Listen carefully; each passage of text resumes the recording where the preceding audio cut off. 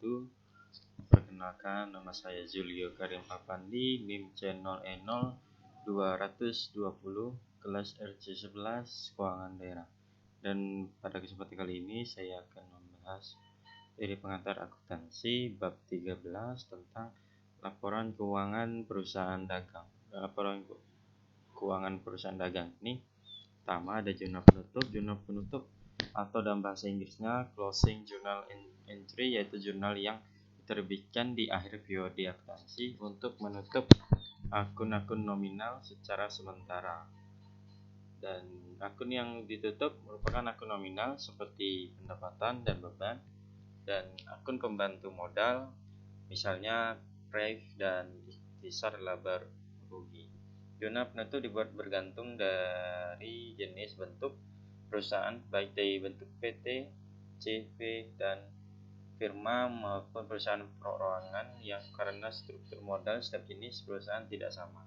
Tujuan dari fungsi jurnal penutup ini yaitu pertama untuk saldo, kedua untuk saldo berada di semua perkiraan sementara, dan dua supaya saldo akun modal memberikan gambaran jumlah yang sesuai dengan kondisi di akhir periode dan menjadikan saldo akun modal akan sama dengan jumlah akhir yang dilaporkan di neraca.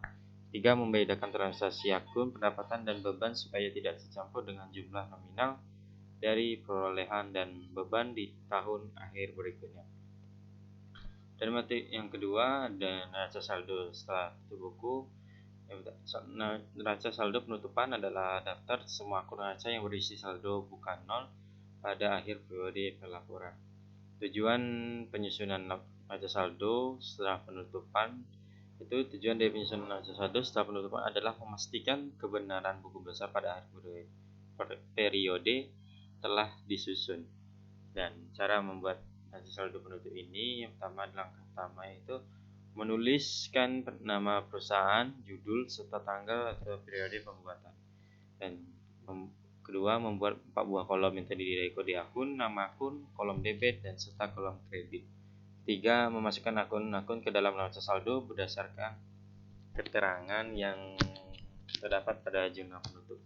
Dan di sini yang ketiga, jurnal penyesuaian kembali atau jurnal kembali adalah jurnal yang berfungsi untuk membalikan jurnal penyesuaian demi tujuan untuk membentuk akun neraca.